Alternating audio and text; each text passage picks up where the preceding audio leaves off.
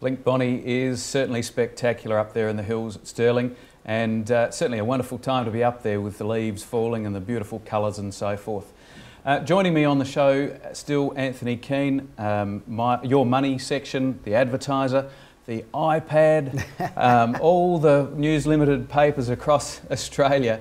He's across everything. Yes. It's good. Anthony, my question for you, I guess, is how is it, and this is, I guess, a mums and dads question, how is it that international funds crisis and all that sort of thing that's going on affects the property values of the person whose house sits around the corner? I mean, how does that interplay affect their value? It sounds crazy, doesn't it? The fact that a country, in recent weeks, a country like Greece, which is smaller than New South Wales as far as size and economy, can hold the whole world to ransom. But yeah, these days everything is just globally connected. And the issue with Europe, for example, is that if Greece collapses, then Spain's been in sort of really shaky territory in the last week or so.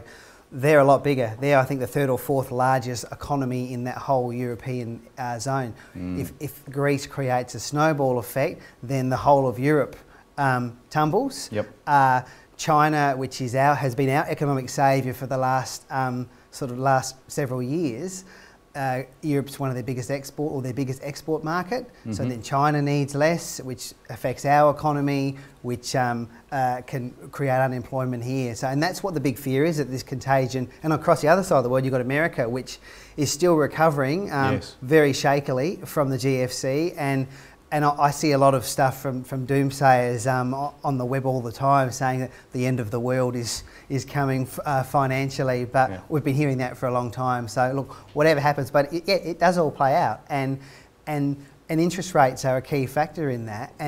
And the idea with what we might think, oh, it's great that interest rates are being cut, and it's good, and it's good for borrowers, but the reason that the Reserve Bank cuts or raises interest rates is not to help home buyers, it's to keep inflation between its band of 2% and 3%, which is where it sees as the optimum level for an economy to be not too hot, not too cold. At the moment, it's a little bit under that band, which is why we've seen the rate cuts. But I think, as I said earlier, if there are big cuts in the future, that could be a nice fillip for the property market, because people won't have to borrow as much to get the house that they wanted to, and it may help it down the track. But the other side of that coin is that if it is a really bad global situation, that means our share market is going to tumble a lot more than it has, and people would cringe to think it could fall any more.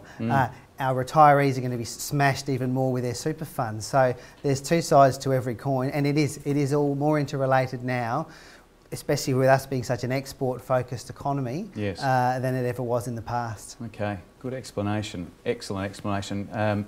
That's Anthony Keane, the guru of the Your Money section. Thank you very much for your time, and thanks for coming in. It's been good having you here. No worries, good to be here. Great. Now we're going to go and have a look at some of our hot properties.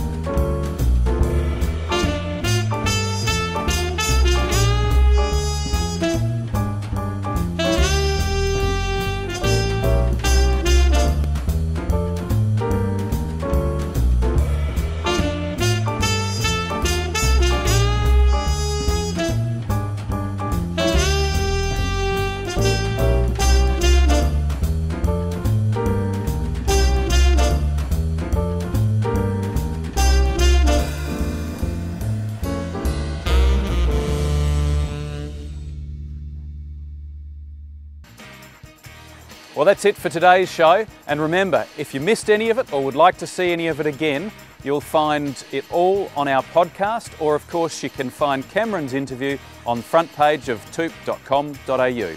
Make sure you tune in next week, as we'll be looking at a magnificent home with a vineyard as part of our SA's Finest segment.